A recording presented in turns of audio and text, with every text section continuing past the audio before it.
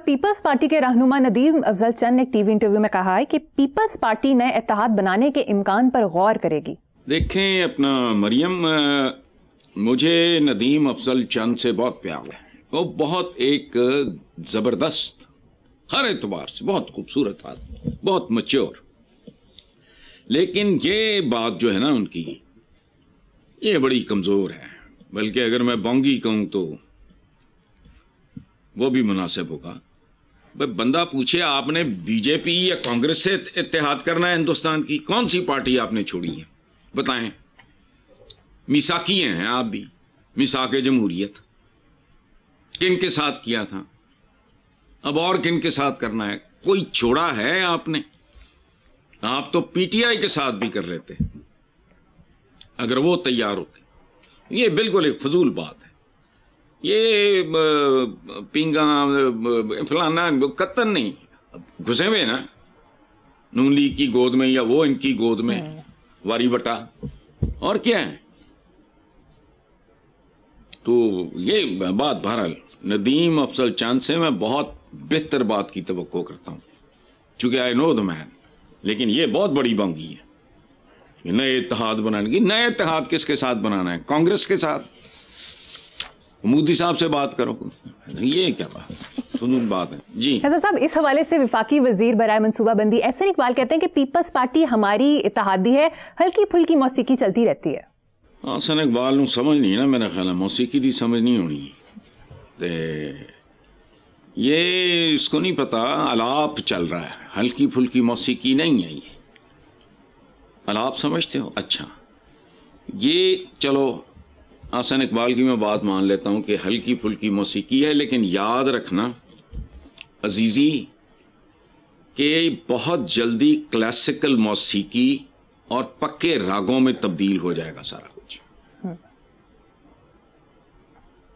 चंद महीनों के अंदर अंदर ये नौबत आएगी कि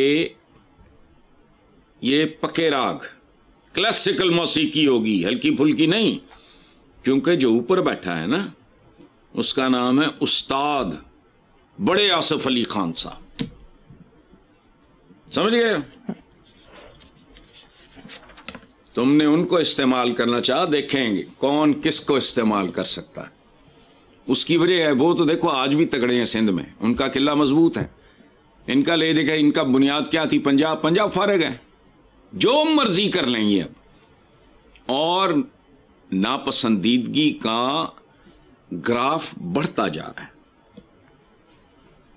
मेरे साथ लोग खुल के शेयर कर लेते हैं, चूंकि उनको पता है कि भी इस बंदे का थोड़ा बहुत सॉफ्ट कॉर्नर पीटीआई के हवाले से है, अदरवाइज ये ना उनको स्पेयर करता है ना किसी और को करता है। जो बात इसकी समझ में आती है, समझ नाकिस हो सकती है, इसमें मैं कोई दावेदार नहीं हूँ, लेकिन जो बात समझ में करती सवाल ही नहीं पैदा होता। नून लीग तो अब नदामत लीग है। हसन साहब, जमीयत उलमा इस्लाम के सरबराह मौलाना फजल रहमान ने भी स्टेटमेंट दिया है। उन्होंने कहा है कि जमहूरियत और पार्लिमानी सियासत पर हजारों सवाल उठ रहे हैं, ताकत के जोर पर चीजें नहीं चल सकती, हुक्मरानों का अंजाम हसीना वाजिद वाला होगा।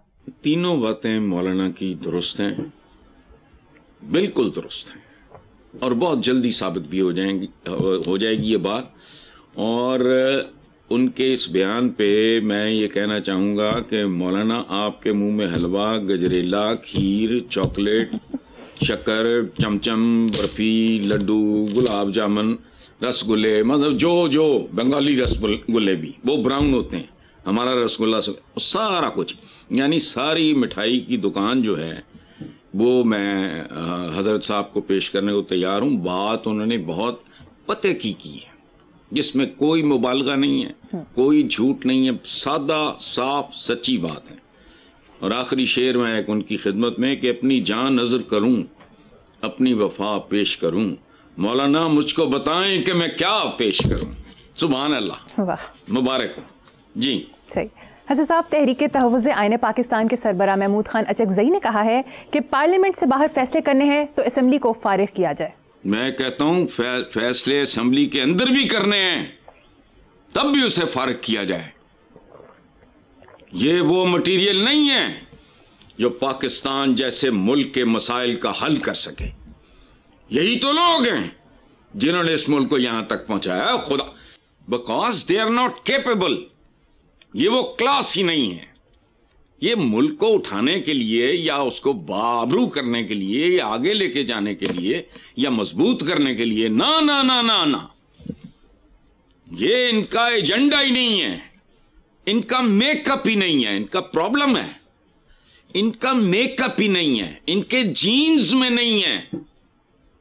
इन सबके जो हैं पस मंजर देखो, कई कई सालों से यही कारोबार कर रहे हैं, नतीजा सिफर है। तो कोई बहुत ही अहमक आदमी होगा जो सोचेगा ये नहीं होना। महमूद अचकज़ई साहब, अंदर भी फैसले होंगे तो नहीं होने, 2-4-5% शायद होते हो, मेजॉरिटी, स्वीपिंग मेजॉरिटी, उनके लिए इक्तदार जो है वो तो सियासत नहीं है। ये इस मुल्क में सबसे बड़ी सनत है सियासत, इस मुल्क में सबसे बड़ी तिजारत है सियासत, लेकिन ये नहीं आती लोगों को समझ।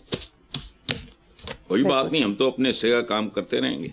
जी, नेक्स्ट खबर है साहब, इस्लामाबाद हाई कोर्ट ने बानी पीटीआई के खिलाफ तोशाखाना 2 केस को मजीद इंक्वायरी का केस करार देते हुए कहा कि सिर्फ रसीद जरूरी थी, बलगरी सेट का तोहफा तोशाखाना में जमा ना कराने पर कार्रवाई बनती ही नहीं। मरियम, हाई कोर्ट का तबसरा बहुत काफी है, खुद कफील है। मैं इस पे कुछ नहीं कहूंगा, मैं इस पे तबसरा करना नहीं चाहता। ये मतलब मुकम्मल बात है उन्होंने जो की है, इसमें मैं क्या इजाफा करूं। आई एम सॉरी, मैं नहीं इस पे कमेंट करूंगा। ठीक है, आगे चलते हैं साहब। लाहौर, कराची, रावलपिंडी समेत मुख्तलिफ शहरों में मुर्गी के गोश्त में 300 रुपए किलो इजाफा हो गया है। अब मुर्गी का गोश्त भी गरीबों की पहुंच से दूर हो गया है, क्या कहेंगे इस पे? अच्छा यार, दूर हो गया तो क्या करें, ना खाएं। ये मुर्गी खाते वक्त ना उनका शुक्रिया अदा किया करो। ये जो ब्रायलर है या ये वो जो सारी गाड़ी, मेरे बचपन में तो ये था ही नहीं। और जो कुछ खाते हो उनके लिए अल्लाह के बाद उनका शुक्र अदा करो, जिन्होंने पोल्ट्री की सनत इंट्रोड्यूस कराई। वरना तुम लोग अपनी औलादों को लेकर चिड़ियाघर जाते और कहते बेटा ये मुर्गा है, ये मुर्गी है, और तुम्हारे आबाओ अजदाद कभी इनका गोश्त खाया करते थे। मुझे एक बात बताओ, अगर वेस्ट ये पोल्ट्री फार्मिंग वगैरह ये इंट्रोड्यूस ना कराता, हैचनियां मैचनियां, दयानतदारी से मरियम आप बताओ यार, दिल रोता है बाज़ औक़ात, खुदा की कसम तुम्हारे तो पल्ले ही कुछ नहीं, माचिस से लेके मुर्गी तक। कौन हूं अभी बैठ के लंबी लंबी छोड़ते रहते हैं, कर्जे भी फलाना, वजह शोहरत, भिखारी, कर्जा, भूख, नंग, जराइम, वो क्या है? मुर्गी नहीं मिलती, ना मिले, कौन सी तोप है वो, समझाओ मुझे, कहां से आई है? पोल्ट्री फार्मिंग जो है ये किसकी अता है? काफरों की है। कहते क्या हो? सुभान अल्लाह, वो बेरा रवि का शिकार है। सुभान अल्लाह, तुम्हें मुर्गियां दे गए, जरूर खानी है। तुम्हारे आबाओ अजदाद ये ना होती तो मुर्गी आपको पता भी ना होता कि इस नाम की कोई चीज है। जैसे आपको संतरा नहीं मिलता, मैं मिसाल दे रहा हूं, हमने अपने फार्म हाउस पे लगाए हुए हैं 1-2 पौधे। संतरा मेरा रोमांस है, बचपन में किनू नहीं होता था, ये माल्टे और वो पता नहीं, हाँ माल्टे और पता नहीं किस चीज का ये क्रॉस करके ये किनू बनाया है इन्होंने। संतरा जैसे नायाब है, मुर्गी भी इसी तरह हो जाती। लेकिन हसन साहब, चिकन सोर्स ऑफ प्रोटीन है, बहुत जरूरी है हमारे लिए। ओ भाई, भाड़ में गई प्रोटीन। आप लोगों को अगर कोई दाना दूना चुगने के लिए मिल जाए, कोई गंदे मंडे मिलावट ज्यादा आटे की को रोटी मिल जाए, कोई उबली हुई दाल मिल जाए, काफी है। जिस्म जान का रिश्ता काफी रखने के लिए आपके पास काफी है। क्यों इतने नखरे आपको? प्रोटीन। मेरे सवाल का जवाब दो ना। अगर वेस्ट ने पोल्ट्री इंट्रोड्यूस ना कराई होती तो फिर प्रोटीन कहां से आती? बताओ।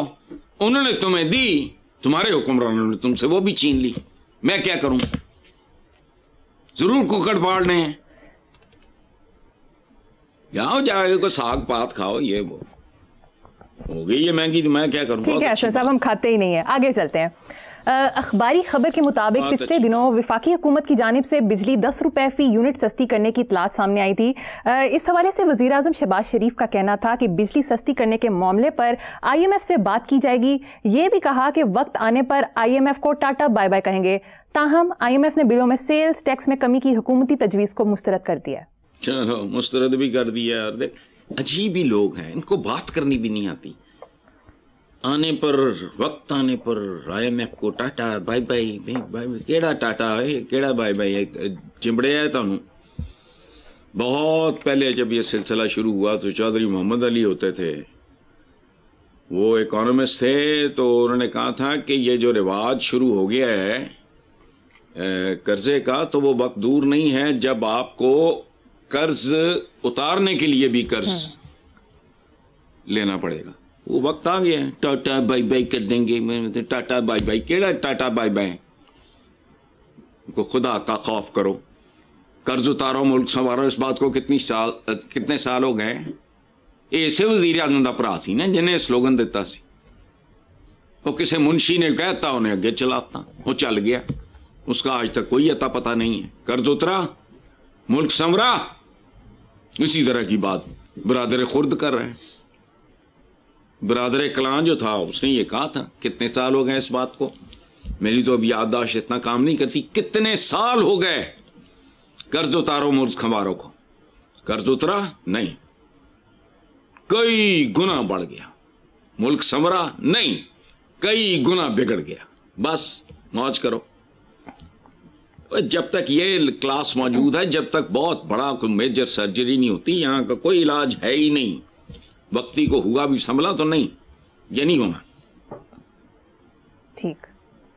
जहां तक पहुंचाने वाले लोग, इस संजाम तक लाने वाले, पहुंचाने वाले लोग, वो इसका त्रियाग करेंगे। यानी वसीयत तार के लौंडे से दवा लेते हैं।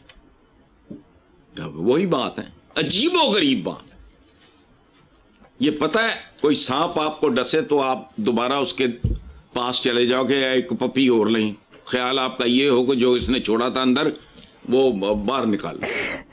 इन्हीं लोगों की वजह से ये मुल्क यहां तक पहुंचा है। मेरा आपका इसमें क्या रोल है? जो सुन रहे हैं उनका क्या रोल है? हमारी क्या जिम्मेदारी है बताएं? यही लोग हैं ना। यानी भाई 3 बार दूसरी बार आप, वो मुल्क है क्या है ये? 5 बार एक ही घराना चिमटा हुआ है। पंजाब की वजारत आला को शुमार करो तो गिनती बंदा भूल जाए। छोड़ो, इसलिए फजूल बातें। बाय बाय करेंगे, टाटा करेंगे, क्या करेंगे। ठीक है हसन साहब, मुझे यहाँ पर एक छोटी सी ब्रेक लेनी है। एक ब्रेक के बाद हाजिर होंगे।